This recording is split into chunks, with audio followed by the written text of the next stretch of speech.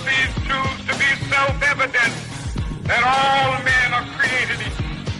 Black Man Thinking. Freedom is never more than one generation away from extinction. We didn't pass it on to our children in the bloodstream. The only way they can inherit the freedom we have known is if we fight for it, protect it, defend it, and then hand it to them with the well-taught lessons of how they in their lifetime must do the same. Black Man Thinking. Anytime you throw your weight behind a political party that controls 2/3 of the government, and that party can't keep the promise that it made to you during election time, and you are dumb enough to walk around continuing to identify yourself with that party, you're not only a chump, but you're a traitor to your race. Black Man Thinking. If we lose freedom here, there's no place to escape to. This is the last stand on earth.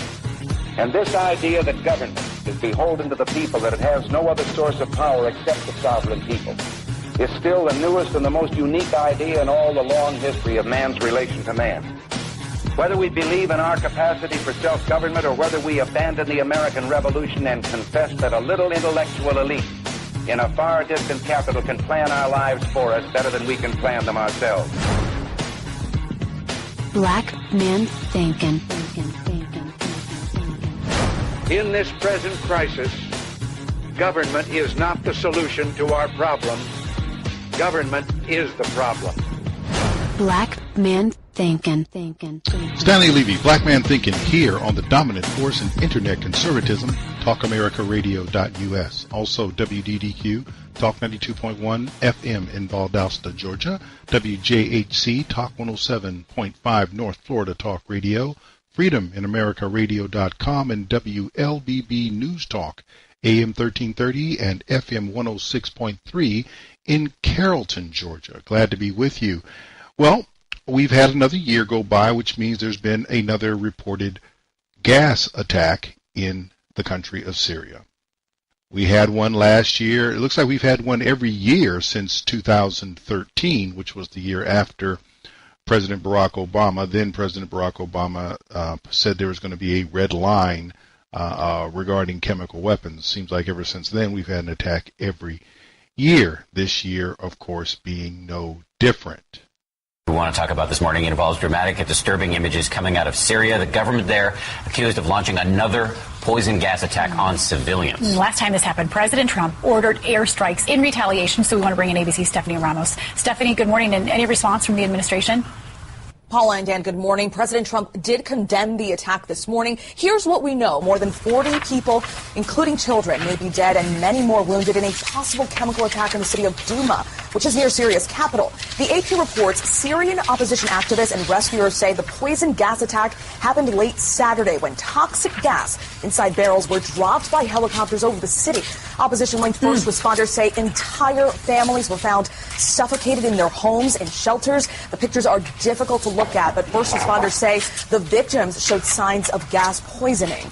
Oh, these visuals are so disturbing to see these children suffering once again. How is the U.S. responding, Stephanie?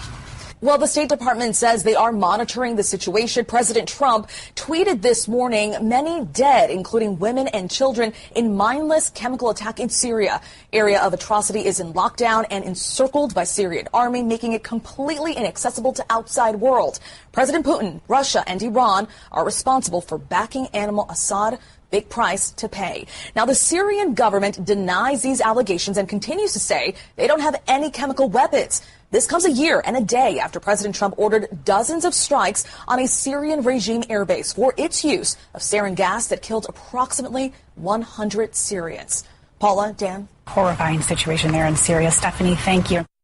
It's a horrifying situation. That was ABC News reporting of the attack, and that report was filed back on the 8th of April.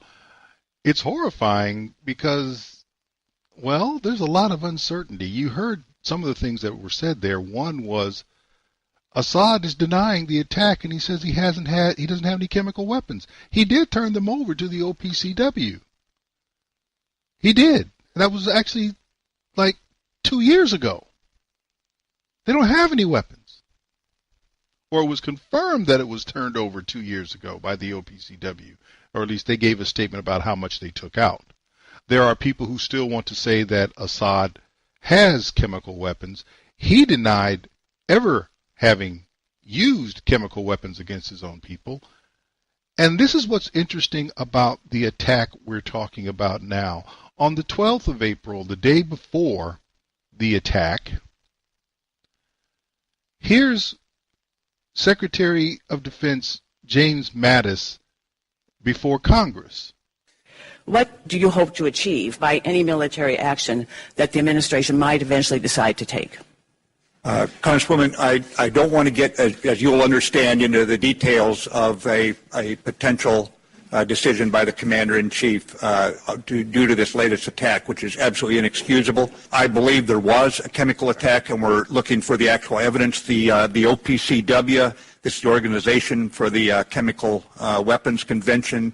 We're trying to get those inspectors in probably within the week. You know the challenges we face, where Russia has 6 times in the UN rejected and made certain that we could not get investigators in. We will not know from this investigating team that goes in, if we get them in, if the regime will let them in, we will not know who did it. They can only say that they found evidence or did not. And as each day goes by, as you know, it's a non-persistent gas, so it becomes more and more difficult to confirm it. So that's where we're at right now, sir.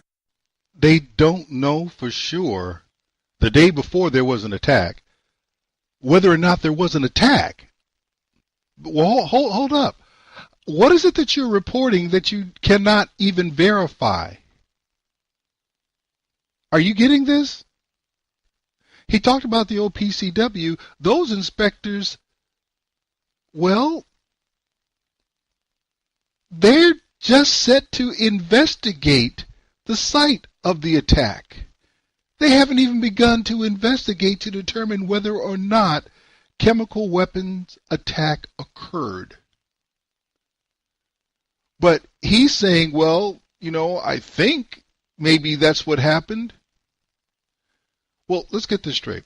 The United States Secretary of Defense was not certain before Congress that a chemical weapons attack had even occurred.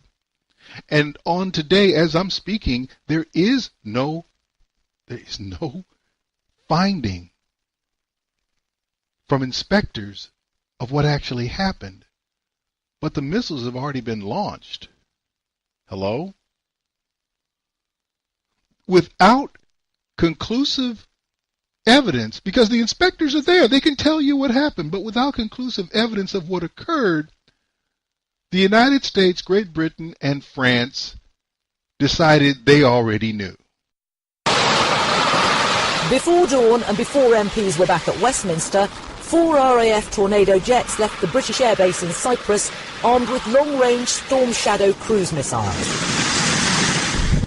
Simultaneously, the French president was giving the order to fire missiles from one of his country's ships, with another wave of bombs being dropped from French jets, all part of a coordinated attack with the United States. Defending her decision, Theresa May insisted Britain must fight against the use of chemical weapons at home and abroad. We would have preferred an alternative path, but on this occasion there is none. We cannot allow the use of chemical weapons to become normalised, either within Syria, on the streets of the UK or elsewhere. We must reinstate the global consensus that chemical weapons cannot be used. This action is absolutely in Britain's national interest. The attack started at about 2 o'clock this morning UK time, targeting 3 sites. A base outside Damascus, thought to be involved in the production of chemical and biological weapons. And 2 sites near Homs, a command bunker and a chemical weapons stockpile. The 4 Tornado jets based at RAF Akrotiri carried 8 cruise missiles, while France launched missiles from a warship and fast jets. Together with a wave of American Tomahawk cruise missiles, 105 in total. Syria's ally Russia claims that the strike had limited success, that 71 of the missiles were intercepted, although this hasn't been confirmed. These were pre-programmed precision missiles. The Ministry of Defence said initial assessment showed that they'd managed to destroy the stockpile of chemical weapons without causing further contamination and without killing any civilians. The returning air crews played a limited role in an airstrike that is intended to send a stark message to the Assad regime that the use of chemical weapons will not be tolerated. Juliet Bremner, ITV News, Cyprus. This is This is deep. You cannot confirm that an attack occurred. There is no confirmation that an attack occurred. There is no assessment officially of who was responsible, but you have just went and blown up what you believe to be a stockpile of chemical weapons that the Syrian government is telling you they don't even have, but you believe you can do that. You can blow up chemical weapons without any further release of those elements to the people in the general. Really? How does this work? And let's not forget something that is a thread throughout this whole thing since 2013. Two statements that ring. One is the Syrian president says, I didn't do this. Two, no one has presented any proof, public proof, to anyone that this is what occurred, that Assad is the one who attacked anybody with chemical weapons. Now, I have to, for the first time in a long time, if ever, give Barack Obama credit for not waging an attack where there was no evidence of who had done it. He didn't do it. He was criticized because there was this rush to judgment that Syria had crossed this red line. The government of Syria had crossed the red line. He, instead of being a stand-up guy and saying, I don't believe that the Syrians did this, or at least the Syrian government did this, he simply punted it over to Congress and said, I'm not going to do it. If you want us to jack up Syria, you make the call, and Congress, of course, would not. But here's other information as well to make you wonder whether or not this is legitimate. Representative Tulsi Gabbard of Hawaii, she's a Democrat, part of the Hate Trump team, but she's actually questioning where is the evidence. Let's talk about this chemical attack. You tweeted about the attack, and I'll put it up on the screen. You tweeted this: whoever is found responsible, be it the Syrian government, Al-Qaeda, or ISIS, all have access to chemical weapons, must be held accountable. Who do you believe is responsible for that chemical attack that killed so many civilians, including so many children? Here's the issue, Wolf, is what I believe, what you believe, or others believe is irrelevant. What matters here is the evidence and the facts. If President Assad is found to be responsible after an independent investigation for these horrific chemical weapons attacks, I'll be the first one to denounce him, to call him a war criminal, and to call for his prosecution in the International Criminal Court. Make sure that those consequences are there. But the key is now, with President Trump's reckless military strikes last night, it flew directly in the face of the action that the UN was working on at that time to launch an independent investigation, to find out exactly what the facts are, who was involved and who was responsible, so the appropriate consequences could be levied. So, Congresswoman, when the Pentagon says it was the Syrian regime of Bashar al-Assad who was responsible, or the Secretary of State says that, the President says that, they all conclude that they have the evidence to back it up. They say Assad did it, his military did it. You don't believe them necessarily. Well, last time I checked, Wolf, Congress had the authority and the responsibility for declaring war, for authorizing the use of military force. So whether the President or the Pentagon or the Secretary of State says that they have the evidence, the fact remains that they have not brought that evidence before Congress. They have not brought that evidence before the American people, and they have not sought authorization from Congress to launch this military attack on another country. The fact is that the United States has been waging this war, this regime change war now for years, covertly through the CIA to overthrow the Syrian government. The result of this has been the suffering of the Syrian people, hundreds of thousands of people dead, millions of refugees, and the strengthening of terrorist groups in Syria like Al-Qaeda and ISIS, whose goal is to overthrow the Syrian government. So this escalation that President Trump took yesterday in launching this military attack continues this illegal, unconstitutional war. Let me let you in on something. That was from April of 2017. You can play that right now, and it's no different. Because they haven't had an investigation yet of this one. They didn't come out of an investigation with the last one having put any more evidence before anyone. And as I said, Assad has made it very clear, man, I didn't do this. This is also from April of 2017. Mr. President. Syrian President Bashar al-Assad has said a suspected chemical attack blamed on his forces is a 100% fabrication. The US believes Syria's military dropped a toxic nerve agent on the town of Khan Sheikhoun in Idlib province on April 4th, but Assad insists the whole thing was staged. Our impression that the West, mainly the United States, is hand in glove with the terrorists. They fabricated the whole story in order to have a pretext for the attack. We don't know whether those dead, the children, were they killed in Khan Sheikhoun, were they dead at all, who committed the attack if there was attack, what the material, you have no information at all, nothing at all, no investigated. 89 people were killed in the rebel-held town following the suspected strike.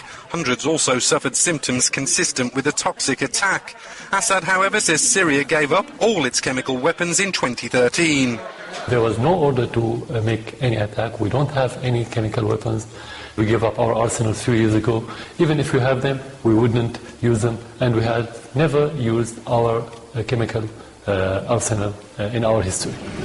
Global chemical weapons experts have reportedly gone to Turkey to collect samples taken from the Syrian town. Assad has said he will only allow an international investigation once his government is sure the countries participating are unbiased. All right, work with me on this. He doesn't have any weapons.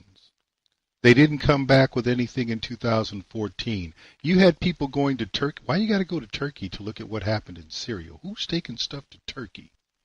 That's something worth looking into. And you heard Representative Gabbard talking about a CIA covert action to oust this guy, Assad, that's been going on for years. We are not only wrong. The question is, how wrong are we? There is no evidence. There is nothing that has been presented that is objective, that is conclusive, that says he did this. And there's a 2013 UN investigator, back in 2013, a UN investigator gave an interview where she said her people were on the ground talking to victims, and they said outright, the government didn't do it, the rebels did. And that report, that information went back to the UN and got changed to saying that Assad was guilty. Let me help you. I don't buy it. I don't know why this is going on. I don't know what we have invested in getting rid of Syria's president. But it's clear that we have a dog in this fight that hasn't been identified to the American people, at least not accurately. And we have just bombed twice in 2 years a foreign government that poses no threat to us over something the American people have no idea about. Stanley Levy, Black Man Thinking. We'll be back right after this.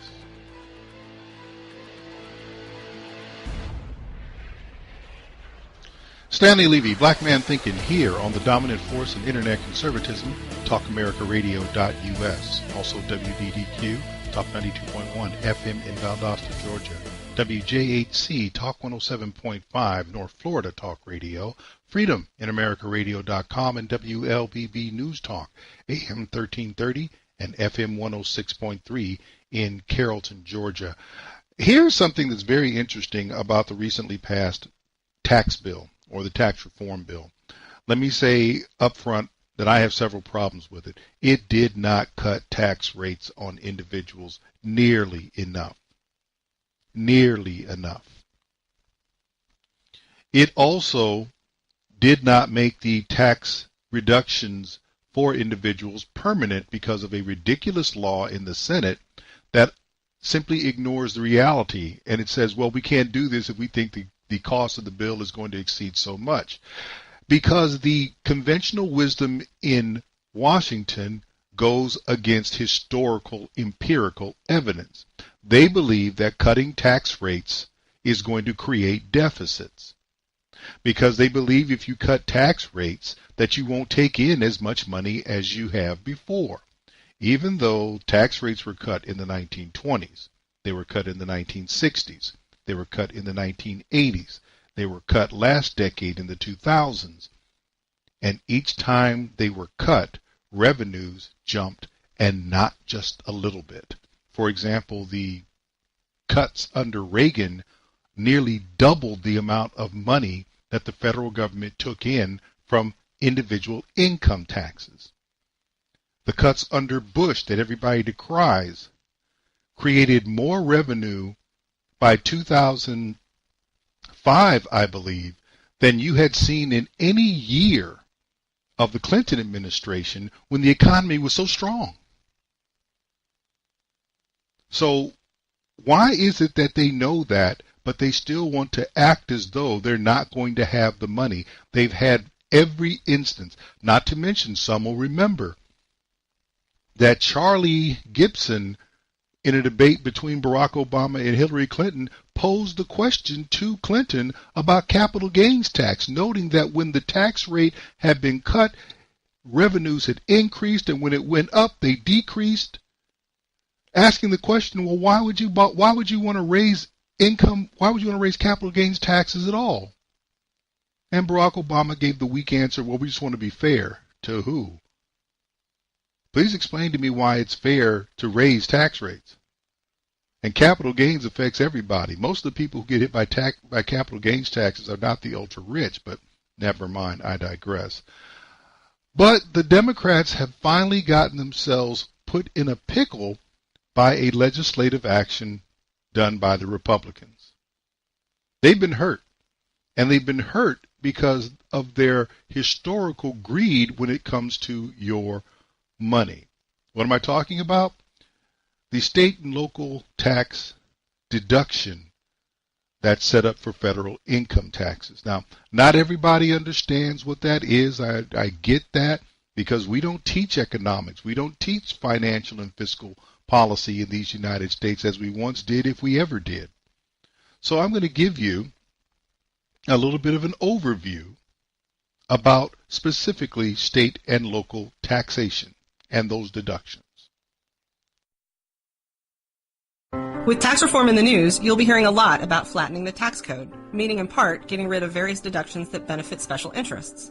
Let's talk about one of the most important, SALT, the state and local tax deduction.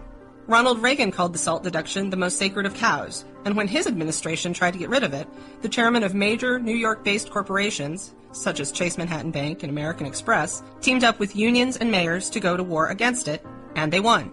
Why? Here's how SALT works. Immediately following the constitutional amendment creating the income tax, the Revenue Act of 1913 created the SALT deduction, allowing individuals to deduct the amount in taxes they pay to state and local governments from their taxes to the federal government. The rationale was that if federal taxation got too high, it might absorb all the state's taxable resources, crippling local government. But looking at the modern era, what's happened is that it's allowed some states and local governments to raise their taxes and force the rest of the country to subsidize them. So states with high government spending, like California, Maryland, and New York, the state whose taxpayers benefit from the SALT deduction the most, are subsidized by the federal tax base from all states, including those that have worked to keep their government small and responsible, such as Alaska, North Dakota, and Wyoming, where people get the least from this deduction. The SALT deduction is also regressive, benefiting the rich and harming the poor. For those making under $50,000, SALT only saves them around 2% of their income, but for those making over $500,000, it saves them 7%. Getting rid of the SALT deduction seems like common sense, but politics makes it difficult. Blue states with big government are the primary beneficiaries of the deduction, so Democrats overwhelmingly stand opposed, and Republicans in those same states stand opposed too. Unfortunately, politicians have the incentive to protect what benefits their own voters, rather than what's fair to all Americans. And when it comes to tax reform, these states are just one of the many special interests looking to have their favored deductions protected. To learn more, click the link to the article on our website. I'm Kristen Eastlick. Thanks for watching. So, I know that was a little bit quick, but let's break this down. The state and local tax deduction helps the people who make the most money. So when you have people who make a lot of money and they can deduct everything that they pay to the state and local taxing authorities, the other states who do not have high tax rates themselves end up subsidizing those people in those states by the taxes that they pay.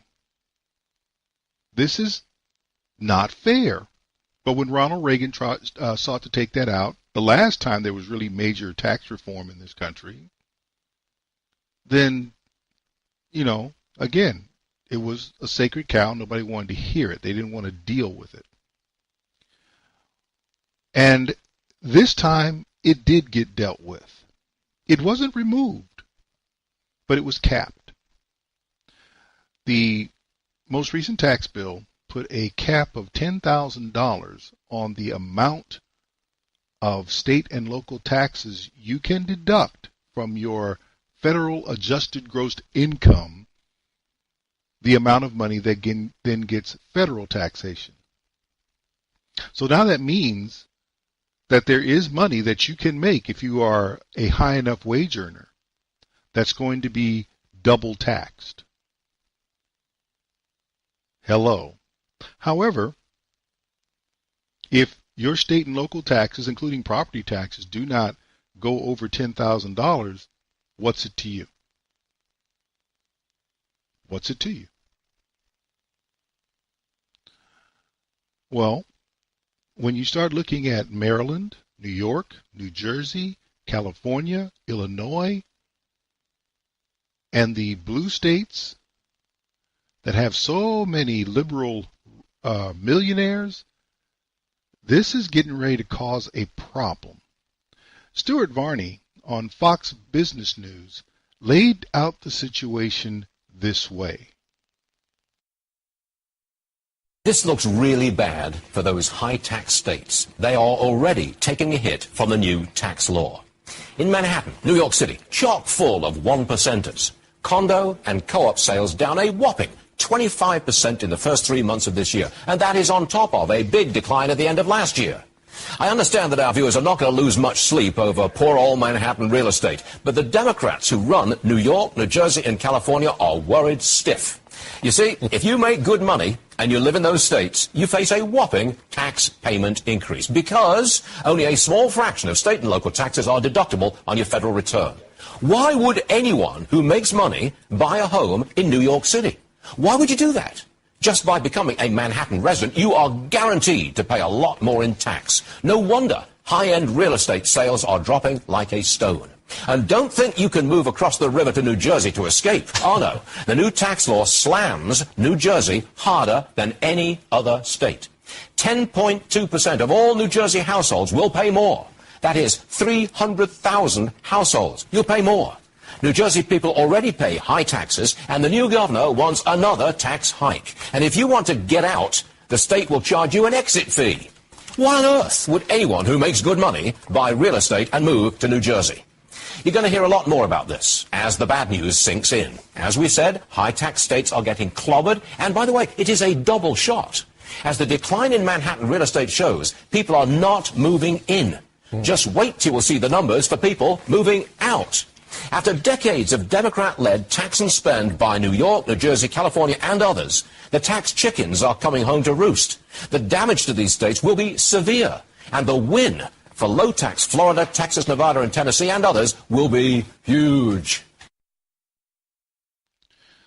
What we're talking about is a migration of people. Now, some of you are aware that California, for example, has lost so many people to Texas that the number of electoral votes in Texas has grown over the past 2 decades, while the number of electoral votes in California has not.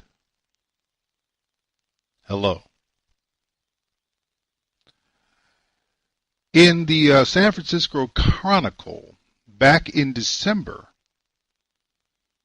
there was an article, Governors Howl, Why the Tax Plan, which had not been passed at that time, would hammer blue states. The governors of California and New York and Governor-elect of New Jersey joined forces to attack GOP plans to do away with the state and local tax deduction, calling it a possibly illegal or unconstitutional transfer of wealth from predominantly Democratic states, which tend to have higher income taxes, to predominantly Republican states, which generally have lower or no state income tax. Notice how their thing is don't let people keep their money, as opposed to maybe we need to rework our tax situation within our state. Jerry Brown said the bill will divide the blue states from the red, the Democrats from the Republicans. You think that isn't already happening? Really? It's evil in the extreme. In a conference call, same conference call, New York Governor Andrew Cuomo said any lawmakers who voted for the bill would be voting against the interests of their constituents, period. The call also included New Jersey's governor-elect, Democrat Phil Murphy, who said the deduction has been part of the tax code since the income tax became legal in 1913. So what? The income tax was not legal when the Constitution was put together. You had to amend the Constitution to even allow it. And again, New Jersey has gone so far as to say, if you're going to leave New Jersey with our high taxes and you're not going to stay and pay, we're going to charge you an exit fee. Wow. So here's what's going to happen. Some, far from all, but there are some people who have money who live in high tax states like New York, like California, like Maryland, like Illinois. They are going to look around and see what makes most sense to them. Now, the liberal critics of this are saying, well, they're just going to go to the red states and they're going to start voting blue over there and they're going to turn it purple and then we're going to win. If they wanted to do that, they'd simply stay where they were. It doesn't make logical sense, which is something that liberals don't deal with very well. They don't do logic very well. It doesn't make sense for someone to go through the trouble of uprooting and relocating and then bringing to the location that they found to be safe from a certain situation the exact same pain that they escaped. That's not to say that everyone who runs from a Democrat state will become and will vote Republican. But plenty of them, whether or not they change parties or not, will vote in their best interest. And it is low taxation in the best interest of anyone who has a choice. Texas has no income tax. Florida has no income tax. Alaska has no income tax. New Hampshire has no income tax. Washington has no income tax. You think there aren't nice places to live in any of those states? Of course, the rich, when they have enough money to make any place nice. Why can't I have a nice place to live that doesn't cost me a lot of money just for being there? This is the interesting thing about Democrats. They've been cornered now. And this could, I don't know whether or not it will. But there's been a leakage of people out of blue states into red states going on for quite a while anyway. This is not going to help that trend reverse. This, if anything, is going to accelerate it. And remember, when the census comes up in 2020, after a few years of this bill being in place and tax rates and tax situation being what it is, you need to look at how we divvy up the electoral votes, which also tells you how many congressional representatives each state will have. Those numbers are going to change. And this tax bill is part of the reason.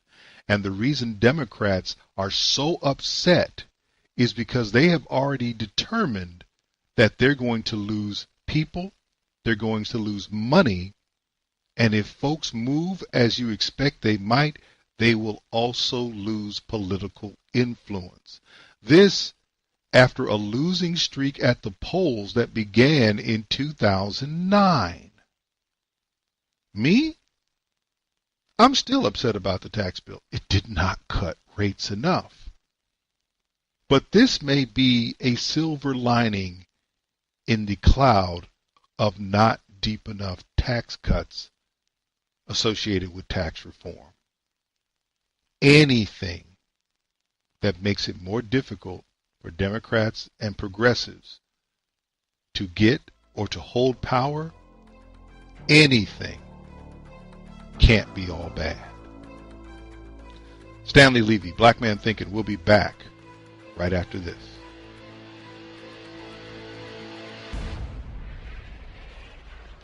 Stanley Levy, Black Man Thinking, here on the dominant force of internet conservatism, TalkAmericaRadio.us. Also, WDDQ, Talk 92.1 FM in Valdosta, Georgia.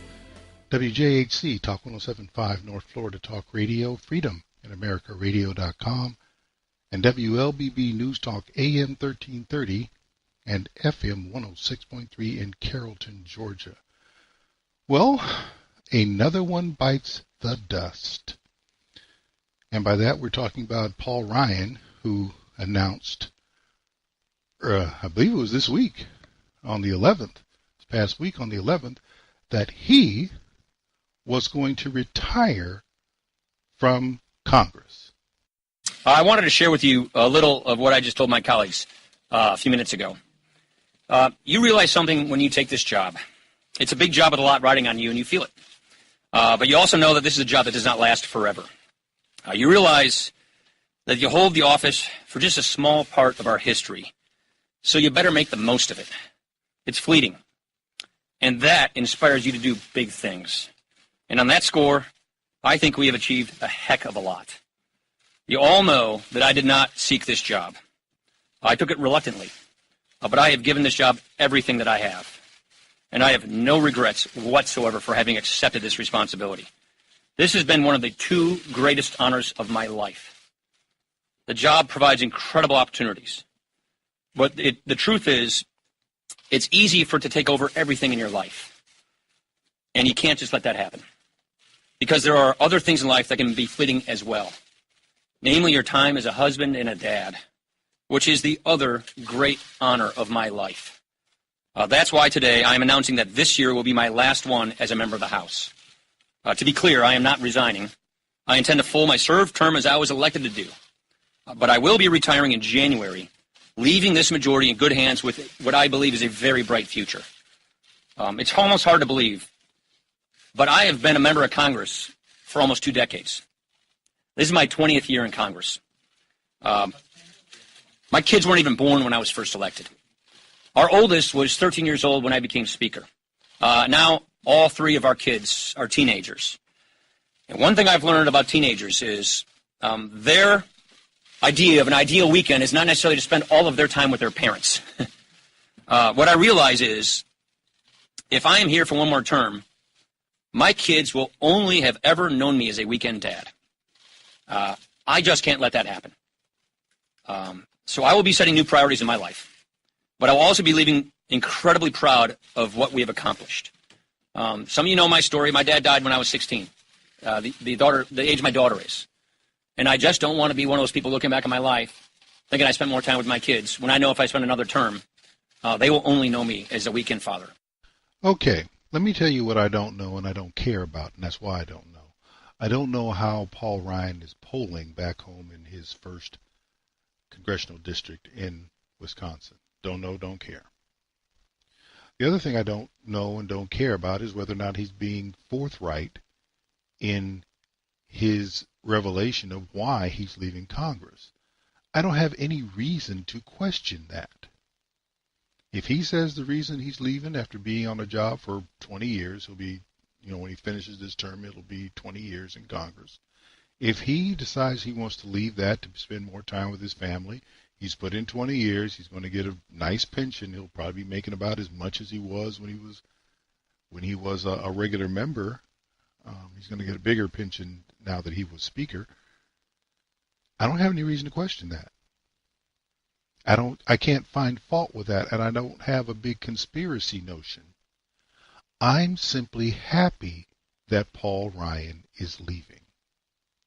And I make no bones about that. I am pleased that he is gone. Because Paul Ryan was not what the media and the progressive Republicans in D.C. told us he was.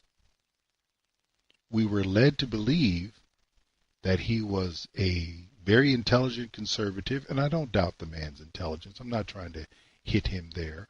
But the idea that he is a conservative is simply no, he's not. Those who keep track of those things on votes, he was more liberal, further left of center. He got a lower conservative grade than even John Boehner, and John Boehner was nobody's conservative. He claimed to be, but when he had the chance to govern, he demonstrated that he was not. So I'm not unhappy that Paul Ryan is going away. I wish him well. I think he's a nice man. Don't have any reason to doubt that either. But he is ideologically not someone who is aligned with the wishes of the American people at this time and with the American ethic at any time, in my opinion. Now, I'm not happy that he's going to be here.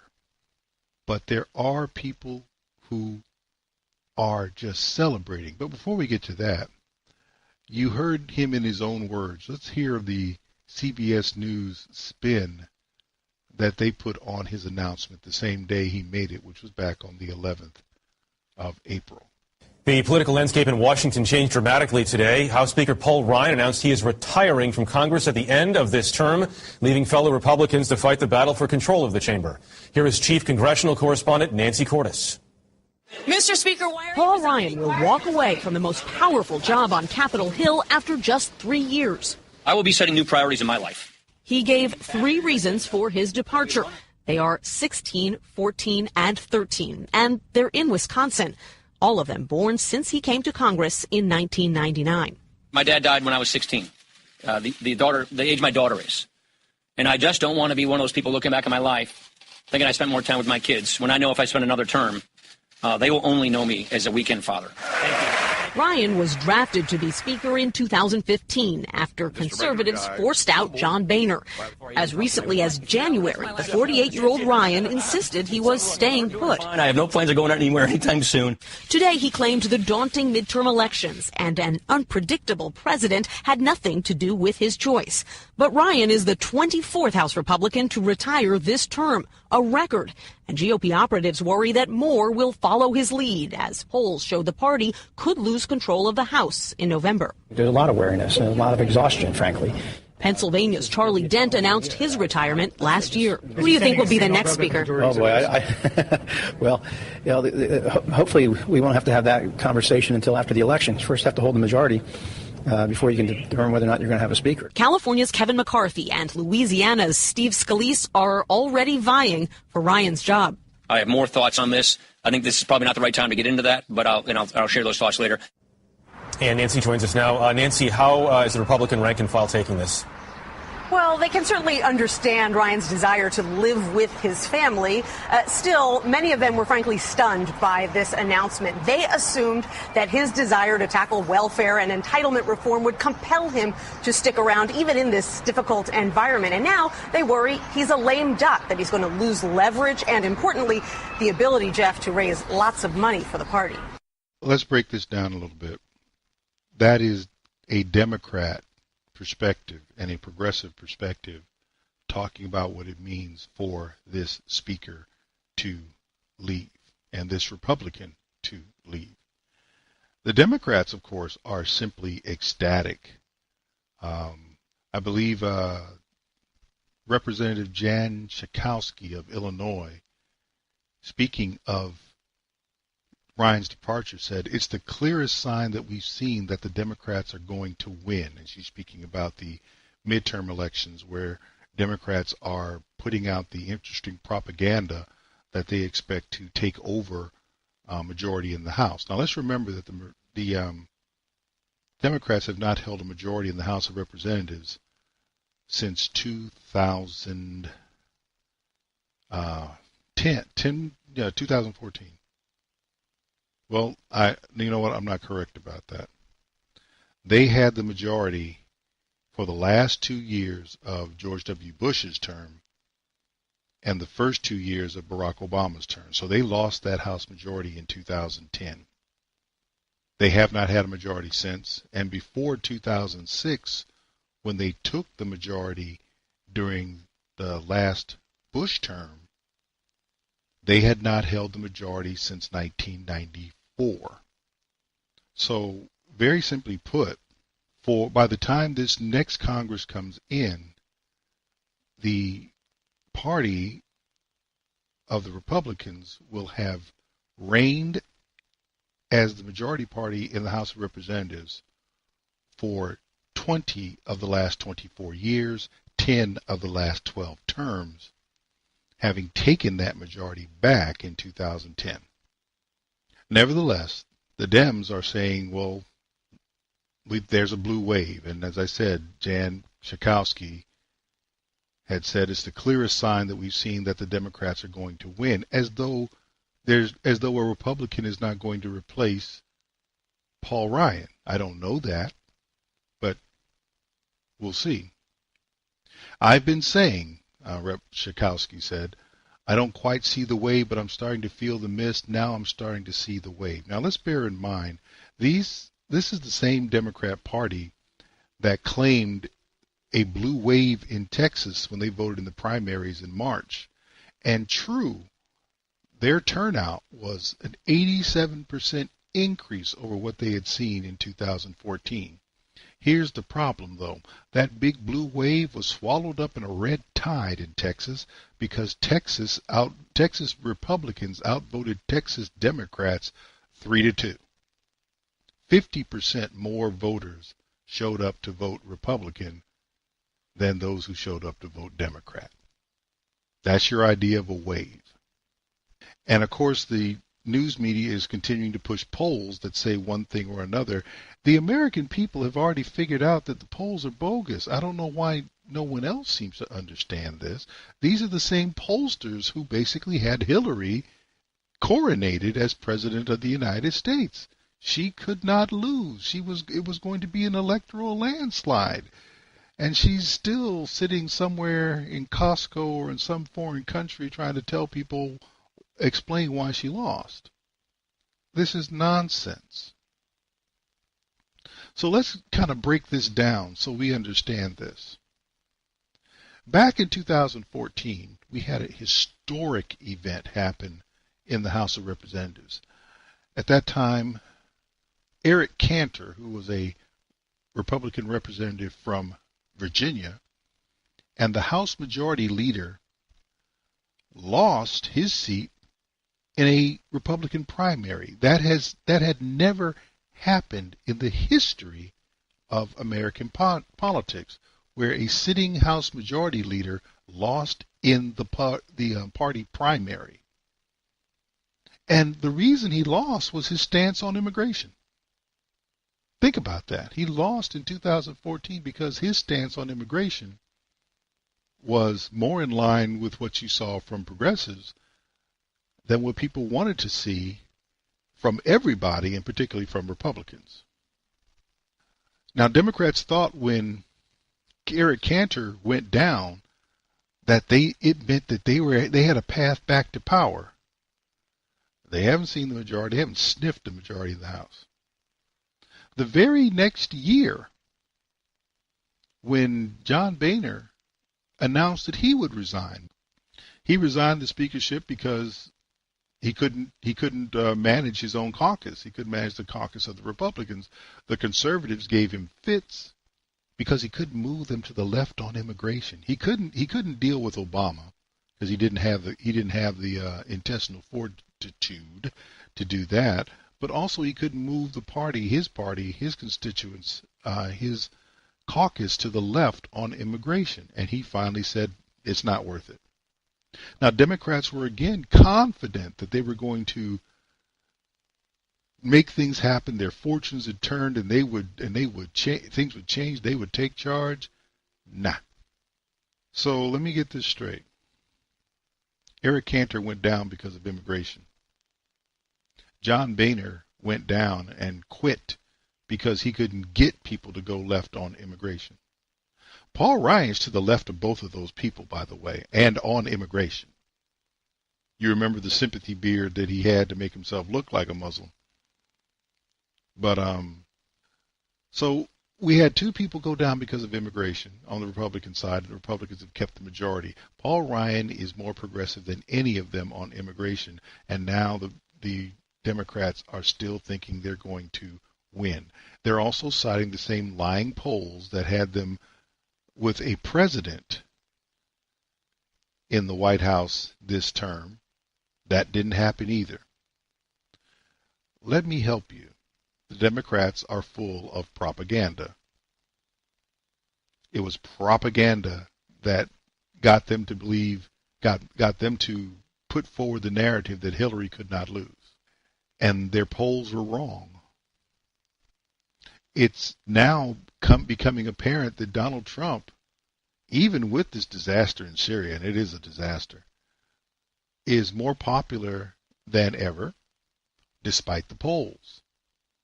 So now they're saying, well, the polls show that we're going to win. Are these the same polls that showed Hillary was going to win? Are these the same pollsters?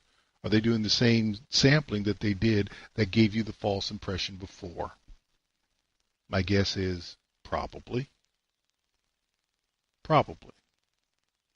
We've seen this movie a couple times before, and the Democrats say the same thing every time. So my only question is, what is Einstein's definition of insanity again? The idea of doing the same thing over and over again and expecting a different result. I don't think the Democrats will come near a majority in the House in November. Of course, I could be wrong. But they don't have a platform. They don't have any policies. The only thing they put forward is a dislike for the president. And the president who's putting money in people's pockets is not as unpopular with the American people as he is with Democrats and progressives. This is not reason for the Democrats to celebrate, but as I said, I'm not going to miss Paul Ryan.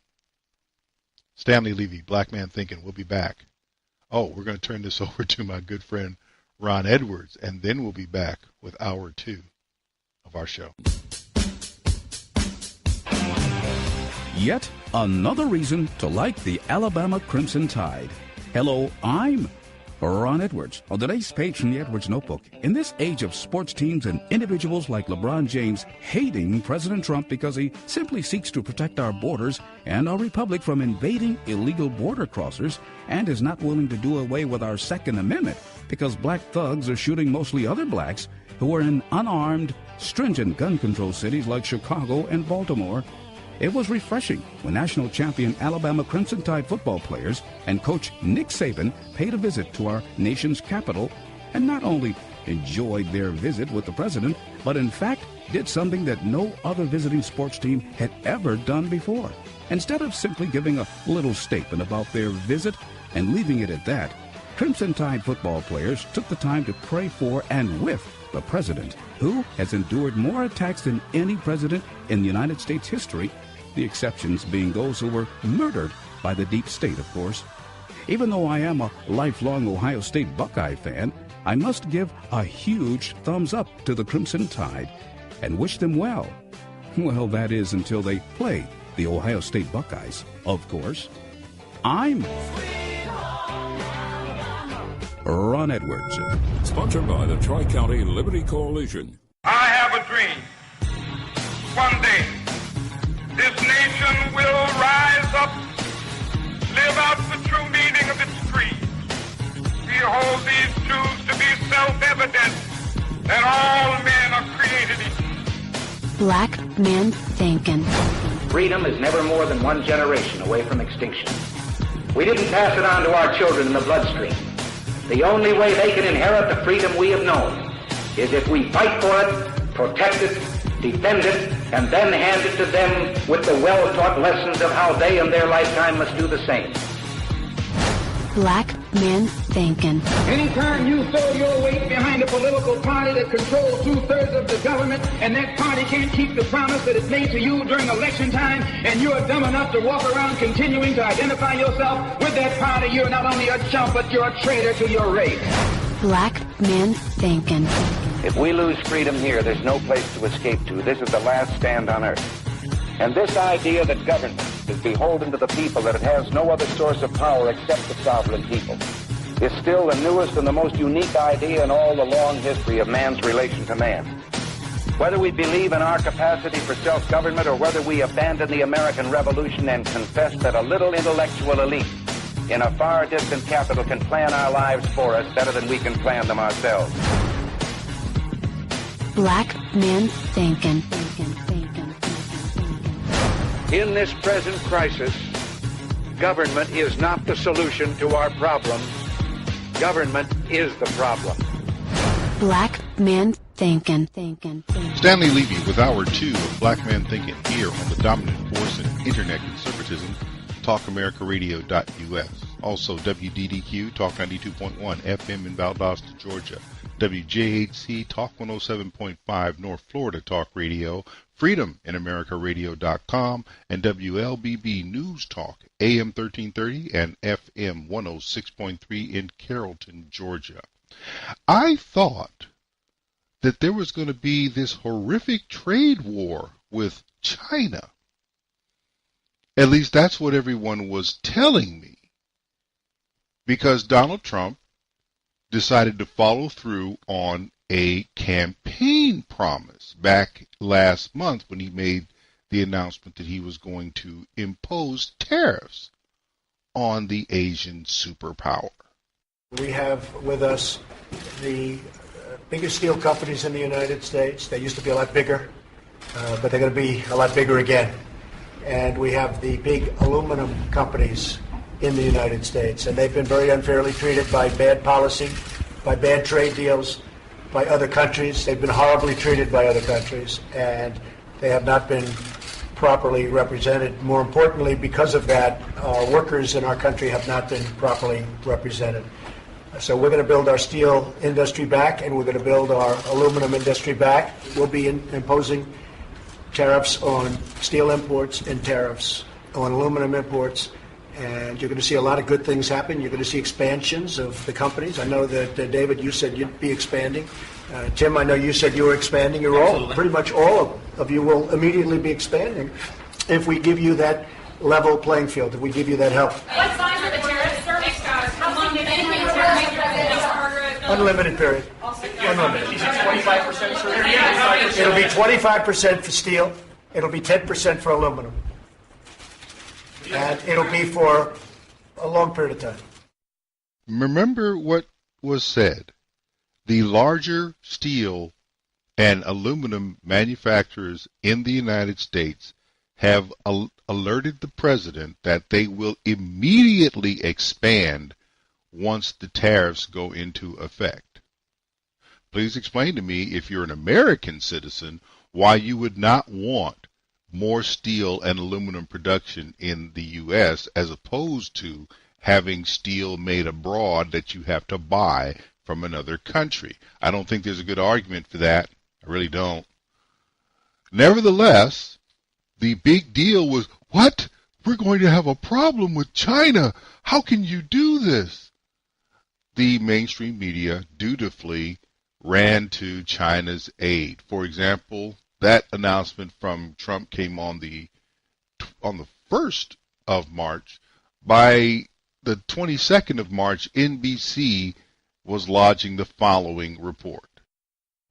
Tonight, trade war worries igniting after the president signed this order to slap tough tariffs on China. Punishment for unfairly stealing technology secrets from U.S. companies, he says. We're going to get it taken care of.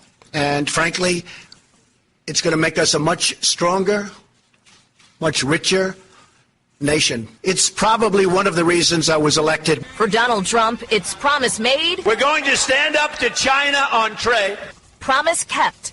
Not surprisingly, China's not happy, already threatening retaliation. That's where the real risk comes in. If Beijing imposes its own tariffs, a trade tit for tat that could hit the U.S. where it hurts, in the Farm Belt. Rob Schaefer farms 1,000 acres in Illinois on land that's been in his family since the 1800s. China is the biggest customer for crops like his, buying up one of every 3 rows of soybeans grown in this country. China could buy them just as easy from Brazil and Argentina as they can in the United States. Schaefer worries about what happens to his bottom line if Beijing bites back And so are retailers who could get hit on those made-in-China products. You could be paying more for just about everything you walk into a big box discounter like a Walmart or a Target or a Best Buy, anything from electronics to shampoos to cheap clothing. So the fear-mongering begins in the mainstream media. What might China do to us? CBS followed the next day with their report on Chinese reaction. China says it is not afraid of a trade war with the U.S. and it's fighting back against President Trump with its own tariffs on U.S. goods. This retaliation comes after the president unveiled up to $60 billion in tariffs on some Chinese imports yesterday. That decision sent shockwaves through stock markets. The Dow plunged more than 700 points yesterday. Ben Tracy's in Beijing with China's pushback. Ben, good morning. Good morning. So if this does become a trade war, the last 24 hours might be remembered as the opening battle. The Chinese government is now saying the U.S. is being arrogant and that it should step back from the brink before things get a whole lot worse. Now, in response to U.S. tariffs on steel and aluminum that went into effect today, China is now proposing its own tariffs on more than 100 U.S. products. These include fresh fruit, nuts, wine, steel pipe, as well as pork and recycled aluminum. Now, these total about $3 billion. Those U.S. goods would become more expensive here in China. That could cause American farmers and companies to lose business. China's ambassador to the U.S. went on state TV here to talk about the possibility of a trade war. As far as a possible trade war is concerned, we never wanted to start. But if somebody imposes a trade war on us, we'll fight to the end. Now, the ambassador also took issue with allegations that the Chinese government steals American technology from companies operating here.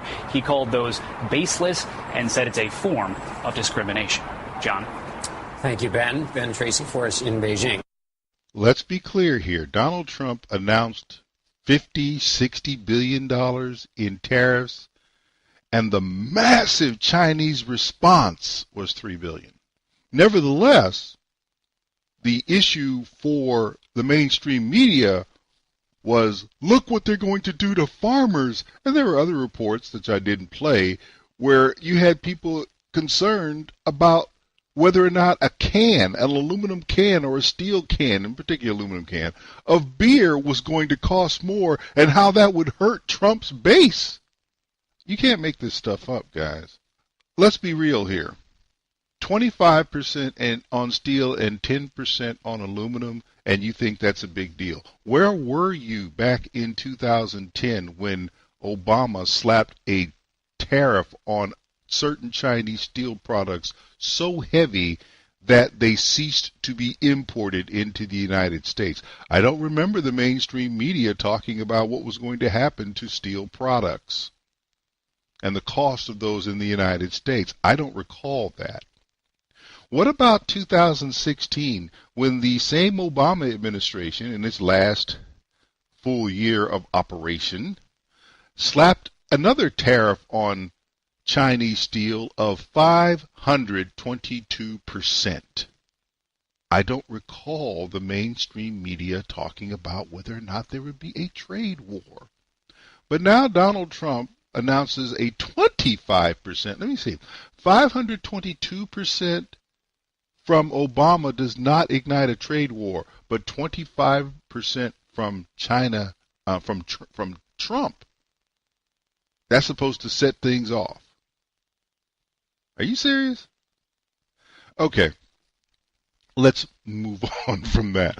But Donald Trump announced $50 to $60 billion in tariffs, and the massive Chinese response, $3 billion. Is this supposed to intimidate me?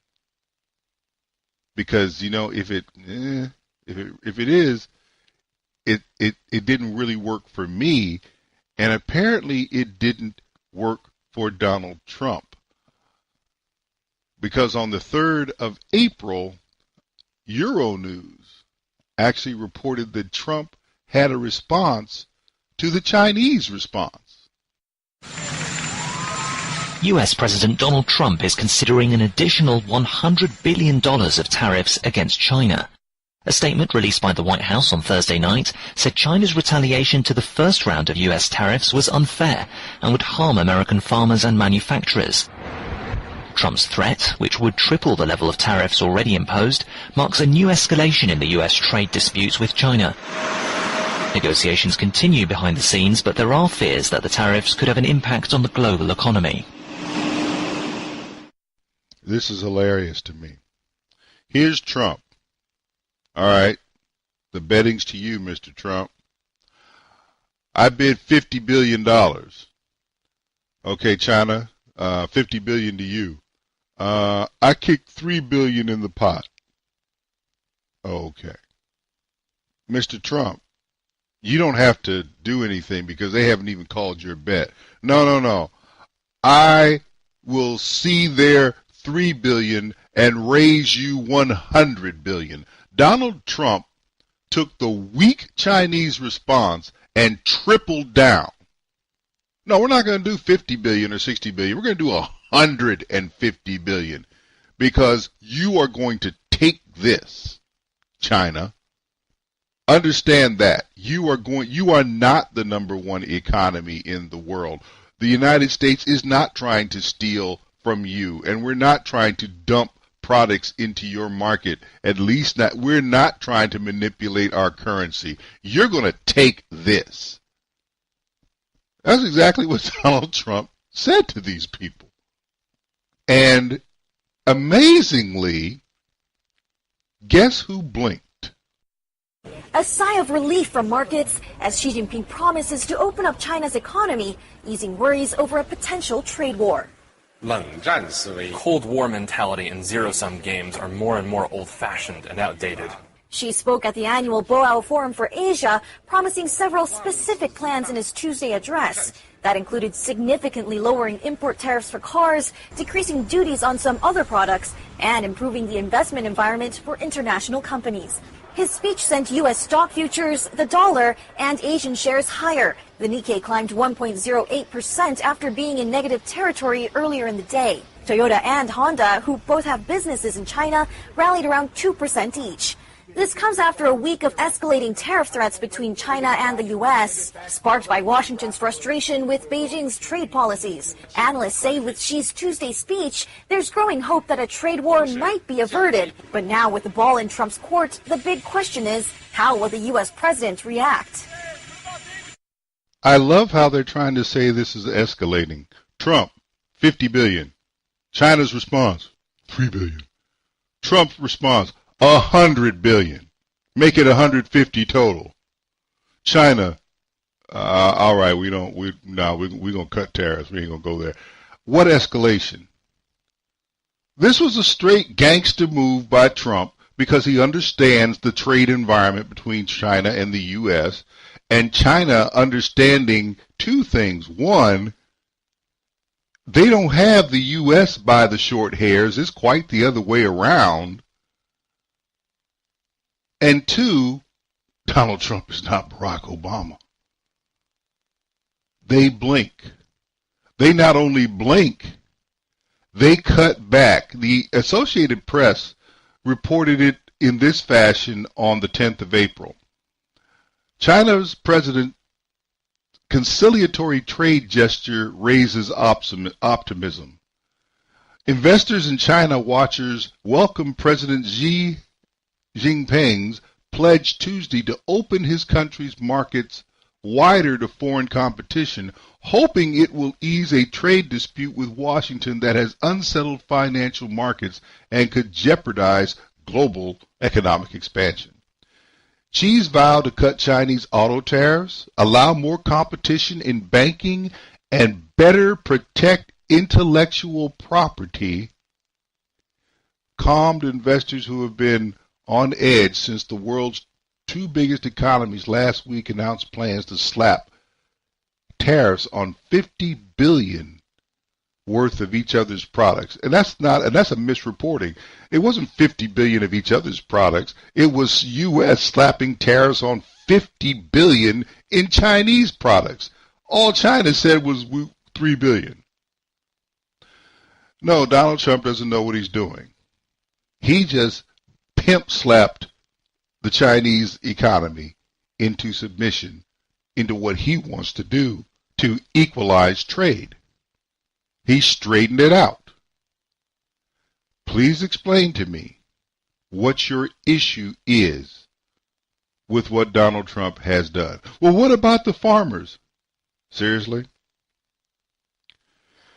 You really think that a country who responds to a $50 billion tariff with a $3 billion you really think a country that's been slapped silly over the last decade or so with tariffs from the United States, not only by this current administration, but the previous administration, and when Donald Trump offered up what was not a large package necessarily with respect to tariffs that China has seen from the United States, they basically gave a tepid response that the media blew up into something bigger than it was. You really think that they're going to do anything else to hurt anyone in the United States? Do you really think that?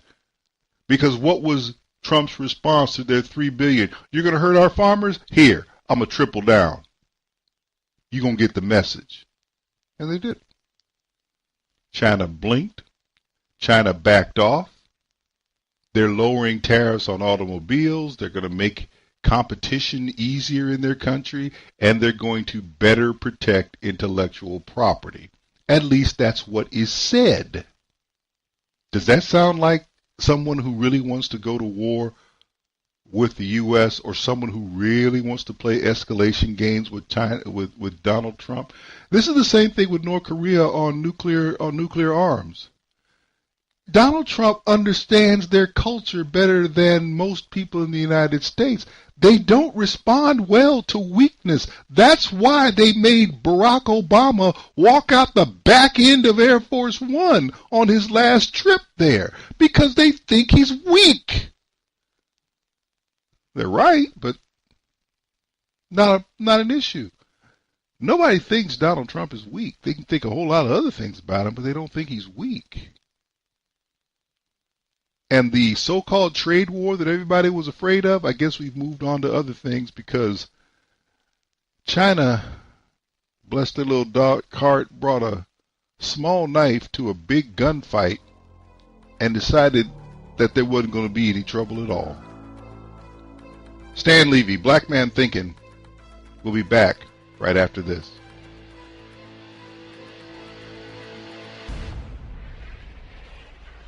Stanley Levy, Black Man Thinking, here on the dominant force in internet conservatism, TalkAmericaRadio.us. Also, WDDQ Talk 92.1 FM in Valdosta, Georgia.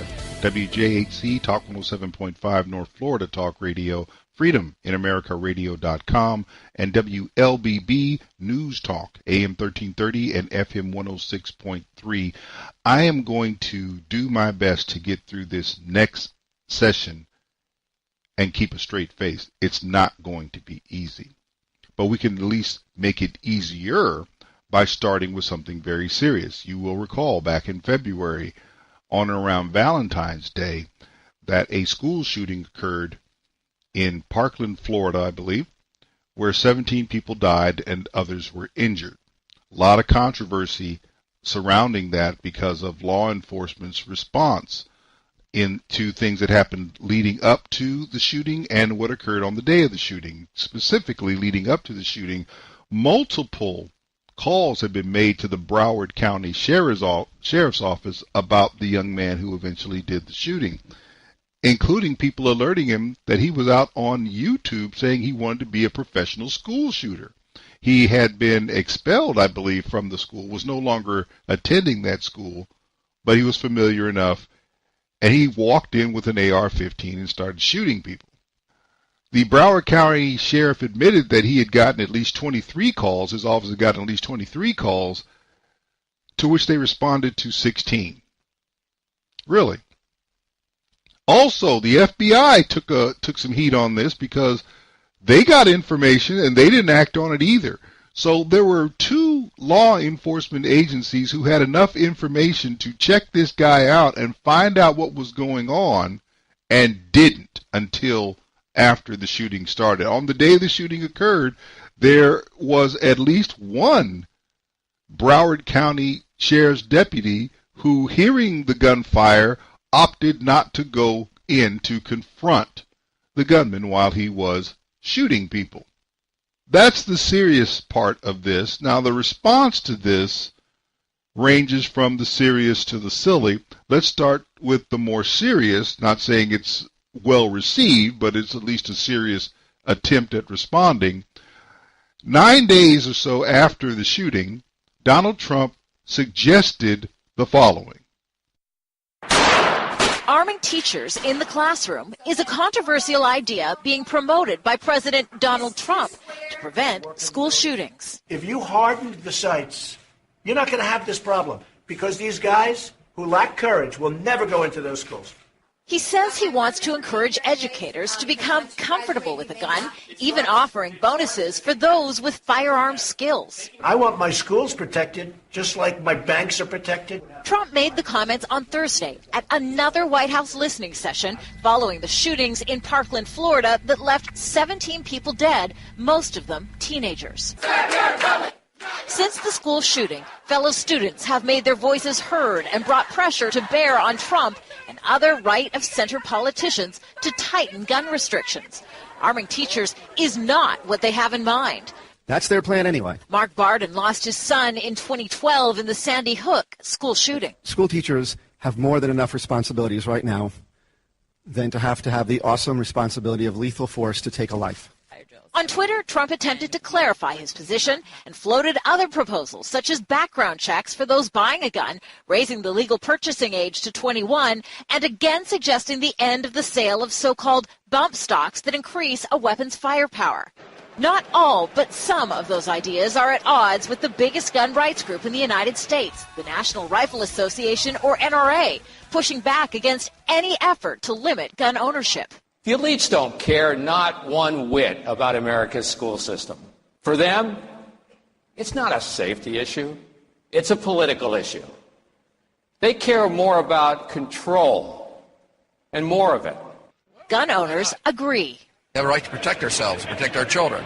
So if they're properly trained, why not be able to use that? I think that it would send a message across the nation that we are taking this into our own hands, we're fighting back, and we will be the first line of defense. And while there is support for at least some of Donald Trump's proposals, even the most basic limits on gun ownership will require congressional approval, an accomplishment that in the past has proved difficult. Kimberly Helkett, Al Jazeera, Washington.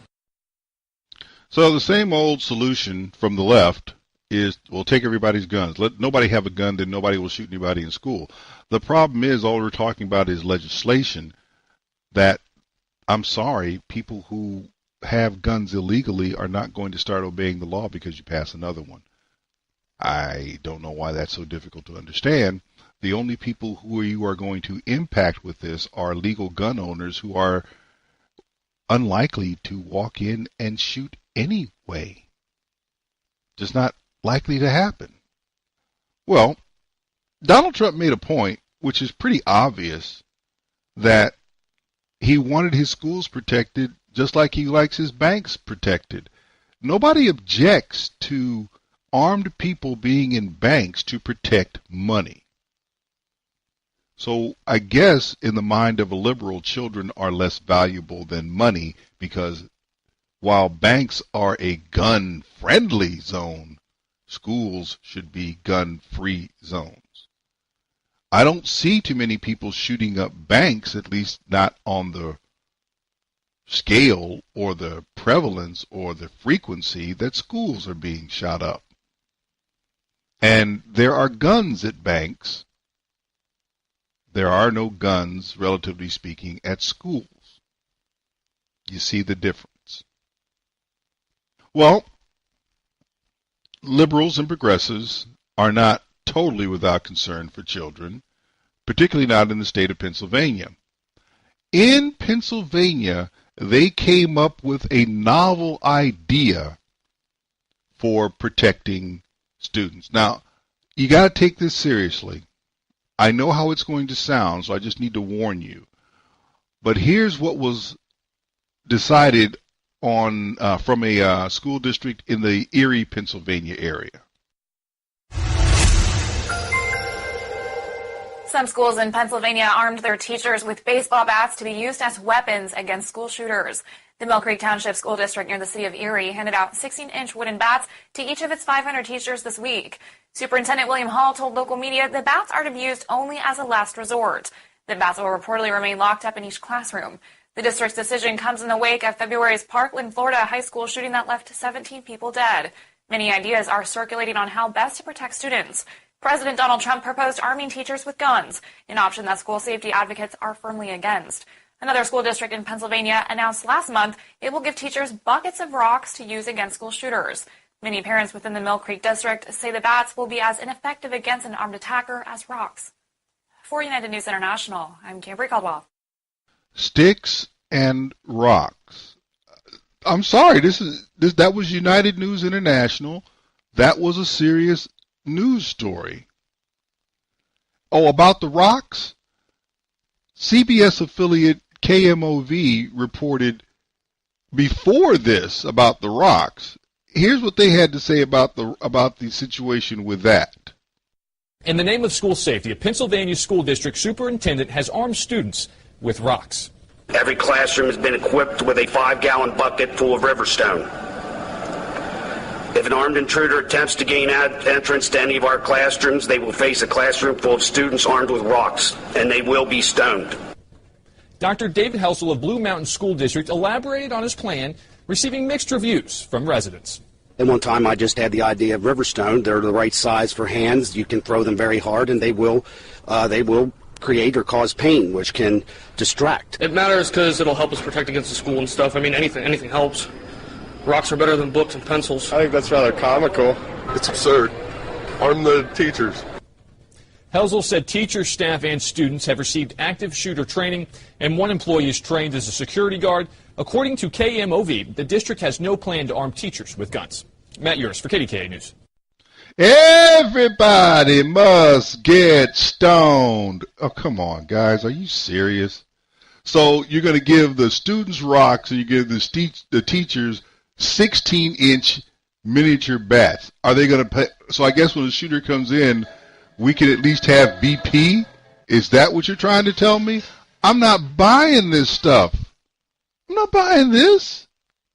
And Dana Loesch of NRA, she's a NRA spokesperson, really took this to task. She had a time with it, bless her heart. One school in Pennsylvania, Mills Creek, Pennsylvania, they seem to have bought into the idea that oh yeah, there it is right there. See, now you don't put it up there. Yeah, we were going to surprise the folks with it. They think that armed teachers would be good, but this is what they're choosing to arm them with. Right there. It's 16 inches long. That's not something that's going to take on a shooter. It's a mini bat. I'm not even joking with you. This is a real thing. I didn't talk to you about this yesterday because I thought this story was a hoax. Watch this. Part of the formula now is to fight back. And so I think the bats that were provided for the staff are symbolic of that we are expected to fight back if the need arises. $1,800. You see down there in the lower third? Actually over here, $1,800 that they spent on these bats. Now, this is dumber than a box of rocks. Actually, that was what one school did. They literally had buckets full of rocks. That was proposed just a few weeks ago. Tiny little bitty bats. Did they go and collect these from the ground at a ball field? I mean, what, did they have Bud Light printed on the other side? I mean, honestly, I don't think that we need to ridicule this that hard for people to realize how asinine this is. Oh, and it gets better. It gets better. You know that these tiny bats, they're locked away for the classroom safety. I'm not making this up. I mean, I was reading the story about this. This is an Erie affiliate, WSEE-TV, said it's a last resort, and the Mill Creek School Superintendent William Hall said it's an option we want people to be aware of. And then here, and I'm going to butcher his last name, but here it goes. Mill Creek Education Association President Jim Cacchione says that he supports the decision to arm teachers with bats, which will be locked up in the classroom. Can you throw that bat up there again? Just throw that picture back up. That little bitsy, witty bitty, itty bitty, witty bat. Little witty bitty bat. Look at that. You couldn't hit a bird with this thing. You could maybe clean your teeth with it. They locked it up in the classrooms. What is a teacher supposed to do with this against an armed intruder who is hell-bent on mass casualties? Are they going to swat the bullets out of the air? What are they going to do with this? $1,800, 16-inch baseball bat. If you could go back in time directly to the moment that a school massacre happens, to right when the murderer has entered the building and is about to begin his rampage. And if, in that event, you were able to just have one thing in your hand, one thing, you're going to hand one thing to a teacher in order to put them in a position to defend themselves and defend their students, what would it be? What would you hand that teacher? Would you hand them that little bitty bat? Little bitty 16-inch bat? Would you hand them a bag of rocks? Literally, one school had a giant bucket of rocks, and they went to a quarry, and they got a bunch of Riverstone, and they put it in their closets. Would you hand them an AR-15, or would you hand them gun control pamphlets? Here's a bonus answer. Would you just hand them a gun-free zone sign? Because apparently if you wave a gun-free zone sign in front of a maniac who's about to inflict mass carnage, that magically just makes them just dissipate into the ether. Think carefully about your answer. But I'm betting that we all get this multiple choice answer right. Well, I would hope so, but let's recap here. A school shooting occurs back in February on or around Valentine's Day. A lot of reaction because it's not the first school shooting that's occurred. All the reactions from the left are centered on violating or invalidating the Second Amendment. We even had a former Supreme Court justice say that the Second Amendment should be repealed. One logical response is to bring firepower into schools because firepower is what is decimating schools. But that's not a good idea. And in Pennsylvania, we have two schools, one saying let's give the teachers bats and the other saying let's give the students rocks. And that is going to somehow deter somebody who walks in with a gun that gives them standoff power well outside the range of a 16-inch bat in a teacher's hand and well outside the range of a student throwing a piece of Riverstone. But this is their response. So when people tell you that liberalism is indeed a mental disorder, now you understand why. This type of thing is why there is a DSM-5 that lists all the mental disorders that are recognized and treatable. This is it. This is ridiculous. And for someone to think that you're going to protect against a gun by having a stick or a rock, unless they believe all their students are David and the potential shooter is Goliath. They didn't give them slingshots to go with those rocks, by the way. This is crazy. It's absolutely crazy. We're not even talking about bringing a knife to a gunfight. We're talking about bringing a stick and a rock to a gunfight, thinking that that's going to make a difference. Well, if enough kids throw rocks at him, they might get him. All right, so which kid are you going to sacrifice because he's going to get a round off at somebody because while the kids are throwing rocks, he's standing off at a distance popping off rounds. Whose child do you want to sacrifice as the one who threw the rock that got his attention while everybody else threw a rock? Who? Let me know what that one is. There's no deterrence there. If you want deterrence, it's a gun person knowing that if he goes into a school, he might run into another gun. That will deter him. That might make him not want to even go to at least not that school that day. He can always find another school in these United States where they do not protect children, where they do not think children are as valuable as money. We put money in safes that are hard to get into and then put armed folks around them to protect money. We deliver money in armored trucks with people carrying shotguns and rifles. We protect money, but when it comes to protecting children, we really don't seem to have that much concern. At least liberals don't. And they fight the idea of what would be obvious to protect them.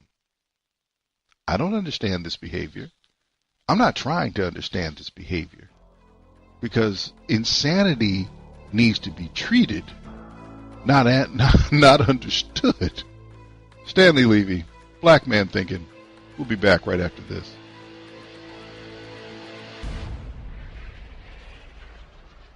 Stanley Levy, Black Man Thinking, here on the dominant force of internet conservatism, TalkAmericaRadio.us. Also WDDQ, Talk 92.1 FM in Valdosta, Georgia. WJ8C, Talk 107.5 North Florida Talk Radio. FreedomInAmericaRadio.com. And WLBB News Talk, AM 1330 and FM 106.3 in Carrollton, Georgia. Final segment of the show. Let's talk about the Kitty Caravan. Yes, that convoy of migrants who came out of Central America and are crossing toward the United States through Mexico. Fox News reported on this, and I know when you say Fox News, you get a bunch of people bent out of shape, but aren't there many other people saying that much about it, interestingly enough? So they reported on it in this fashion back on the 2nd of April. Let's get some additional information tonight on the group of immigrants headed toward the U.S. border in that big convoy that was referenced. National correspondent William LaJeunesse is monitoring developments from Los Angeles. A week ago, a caravan of Central Americans crossed from Guatemala into Mexico, bound for the U.S. After having crossed 2 checkpoints, we haven't performed another count, but I estimate that there are about 1,300. Unlike most immigrants who hire smugglers, this group is guided by People Without Borders, a U.S. nonprofit advertising the trip and raising money online, while also saying it will provide legal advice on how immigrants can claim asylum upon reaching the U.S. We'll take them into custody, we'll do hours worth of processing, and then we'll turn them over to ICE, and then ICE will release them based upon what they call a credible fear. 80% of the caravan is from Honduras. Most say they are fleeing violence and poverty. While that doesn't qualify as persecution on account of race, religion, nationality, social group, or political opinion, studies show 88% who claim asylum ultimately get their date in immigration court. Let's make sure that if they do come to the U.S. border, that they are able to go through the full and fair process of seeking asylum if that's what they desire. Because of backlogs in the courts, shelter space, and judicial rulings, immigrants can't be held indefinitely. That concerns President Trump, who blames ridiculous liberal Democrat laws like catch and release for the problem. Sunday, he asked Mexico to stop the caravan. Mexico has got to help us at the border. They flow right through Mexico. They send it to the United States. Can't happen that way anymore. Now, Mexico did deport some 70,000 Central Americans last year, although historically they've been allowed to pass through, though it is against Mexican law. Now, the group is likely to reach the U.S. in the next 10 days unless the Trump administration can pressure Mexico to stop them first. Otherwise, I'm told they'll be processed like anyone else claiming asylum. Brett? William, thank you. What I took from that, very interestingly, comes down to there are reasons for people being allowed to seek asylum in the United States. The fact that your country is violent and that you have no money is not among those reasons. Those are the reasons stated by these particular migrants. So they don't have standing. They don't have it, not to mention they can't document this stuff, which, I'm sorry, courts tend to like to have documentation. So they have no reason that actually sets up in U.S. law for them to seek asylum. It's not a political situation. They just have messed up countries that they want to leave. Okay. How is that the U.S. problem? Nevertheless, 7 of every 8 people who seek asylum are going to get their day in court. Now you know why the courts are clogged, because you're entertaining the cases of people who have no case. They have no case. And you also heard of folks in that clip saying, we're going to help them seek asylum, even though they have no case? Do you now have an understanding of why immigration in this country is so jacked up? Donald Trump on the 3rd of April, the day after this report was played on Fox, made an appeal to Congress to get its act together. And that's not been working very well on immigration so far, but Donald Trump's a very persistent man. This is what he had to say on the 3rd of April. As President Donald Trump gets more aggressive with calls for Congress to act on immigration, a caravan of more than 1,200 Central Americans is making its way through Mexico towards the U.S. border. Trump wants the caravan stopped, and called on Mexico Sunday to halt the flow, threatening in a tweet to kill NAFTA if Mexico doesn't. The episode adding pressure on Trump, who is already feeling heat from hardliners in his own party, disappointed with progress so far to tighten the border. Trump urged Congress Monday to pass immigration policy by any means necessary. And at the White House Easter egg roll, Trump took the opportunity to air his grievances with the DACA program, which protects so-called dreamers that Trump moved to end last year. The Democrats have really let them down. They've really let them down. It's a shame. And now people are taking advantage of DACA, and that's a shame. And it all looks good. Trump made hardline immigration policies a centerpiece of his campaign. But so far, he has failed to sell Congress on his border plans. So a giant wall from the Pacific to the Gulf remains unfunded for now. Well, obviously, the Times of Oman is not pro-Trump. Well, but Trump made his plea to Congress to do legislation. We need to fix the laws. That's a true statement. There is no one out there who is not calling for either the enforcement of current laws or reform that involves new legislation. So far, Congress has chosen to do neither, and we continue to have the problems that we have. 2 days later, Donald Trump made a comparison regarding the countries that dominate North America with respect to immigration. And Canada is very merit-based. You come into Canada, it's got to be based on merit. With us, it's a lottery system. Pick them out, a lottery system. You can imagine what those countries put into the system. They're not putting their good ones. And remember my opening remarks at Trump Tower when I opened. Everybody said, oh, he was so tough. And I used the word rape. And yesterday it came out where this journey coming up, women are raped at levels that nobody's ever seen before. They don't want to mention that. So we have to change our laws. And the Democrats, what they're doing is just, it's insanity. Nobody understands what's going on. So we have to have strong borders. We're going to have the wall. We've already started building it. We have $1.6 billion. We've started building it and fixing miles and miles of wall that's already up and fence. And we're going to have our wall, and we're going to get it very strongly. The military is going to be building some of it. But we're going to have very strong borders, and we have to change our laws, and we're working on doing that. We're supposed to have, or we should have, a merit-based system of immigration. Canada has one. Mexico probably has something that's more merit-based than we do. We have a lottery. You should be able to choose those, just like you choose who comes into your house. There shouldn't be anything wrong with choosing those who enter your country by whatever standard you deem appropriate. Okay, but here we are. Also, he mentioned rape and has been ridiculed for mentioning rape. However, The Guardian in the UK put out a story decrying just what was going on, and saying of Mexico dealing with the caravan, the headline was, "If our countries were safe, we wouldn't leave. The harsh reality of Mexico's migrant caravan." In here, this is an interesting story. The caravan travels the length of Mexico and often raises awareness of the plight of migrants who flee poverty and violence in some of the most murderous countries in the world and are robbed, kidnapped, and raped on their perilous journey through the country.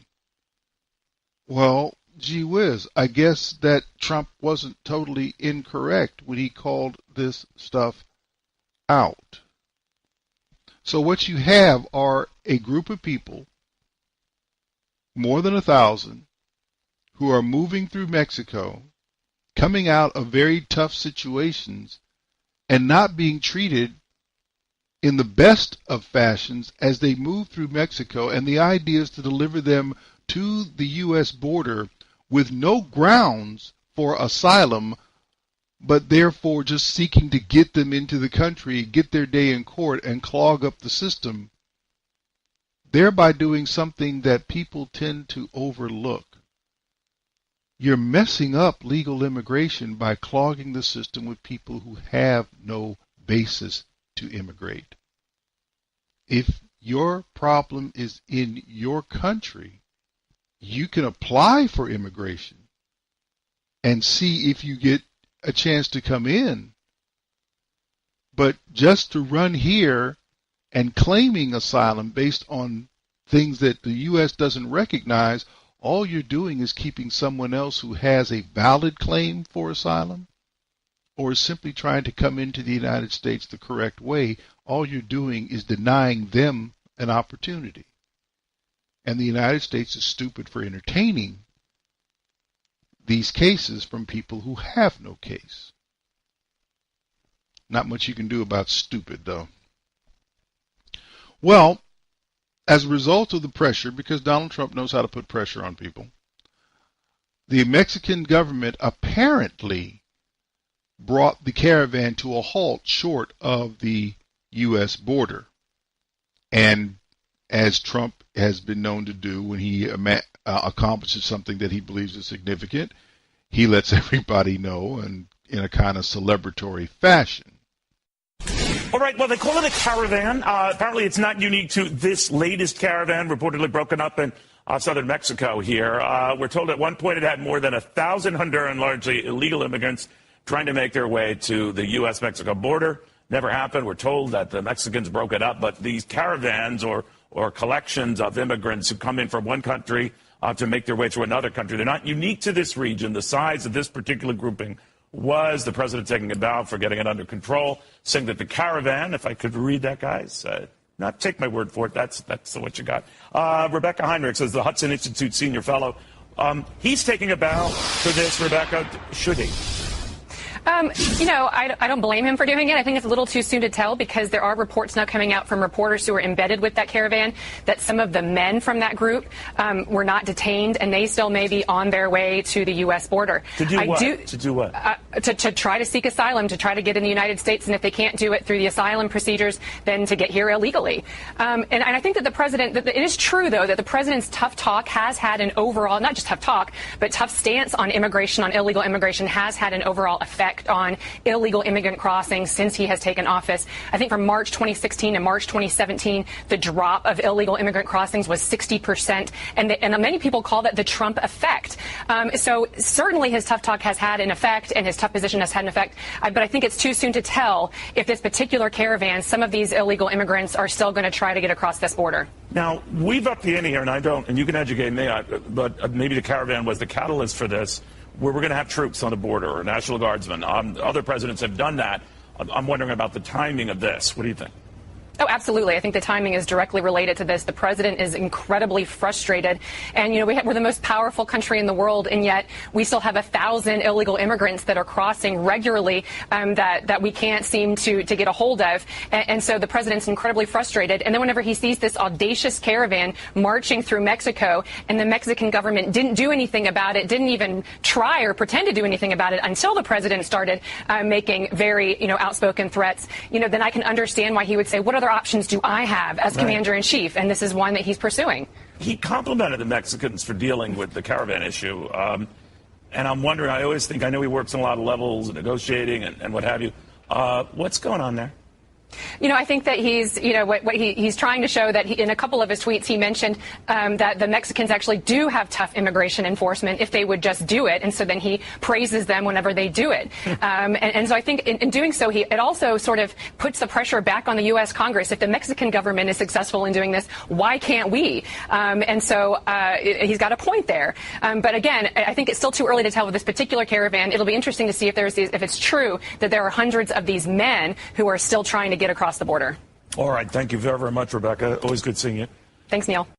So Donald Trump praised Mexico for their part in stopping the caravan. Even with that, it seems as though a number of the males in the caravan were not detained by the Mexican government and are still headed toward the U.S. border. And that was back on the 5th of April. By now, they may have reached the border, and their intention is either to enter the country via the asylum route, and if that is denied to them, they will simply enter illegally. At least that is what is being reported. You got to understand something. Donald Trump ran and won on a platform that included better protection of U.S. sovereignty, which basically means You can't have people simply flooding into the country willy-nilly and then having to try to deal with that socially, financially, and in other ways. Let's also remember what this is really about. This is about the Democrat Party trying to find voters. The Democrat Party needs people to vote for them. The black community is dying off because they're killing themselves. That leaves, they're not going to get white people to vote for them in any greater numbers, so they are looking to import people who will look to the Democrat Party as someone worth following. That's all this comes down to. That's why you don't have Congress doing anything about it, because there are enough Democrats in enough places in Congress to stop any legislation to protect U.S. sovereignty. And there are enough progressives in the Republican Party so that you really can't get the initiatives done. That's why Eric Cantor is gone. That's why John Boehner is gone. That's why Paul Ryan, thankfully, is going to be gone. Too much progressivism. But now you have someone who's standing up for U.S. sovereignty, and he's running into a tough time because he's pretty much standing alone from a federal government perspective. We'll see what happens. And that's our show. God bless you. God keep you. Hope to see you next week. If the Lord says the same, until then, do take care. You've been listening to Black Man Thinking with your host, Stan Levy. Join Stan midnight to 2 a.m. That's late Monday night into early Tuesday morning. And find him on the web at Black Man Thinking without the G. That's blackmanthinking.com.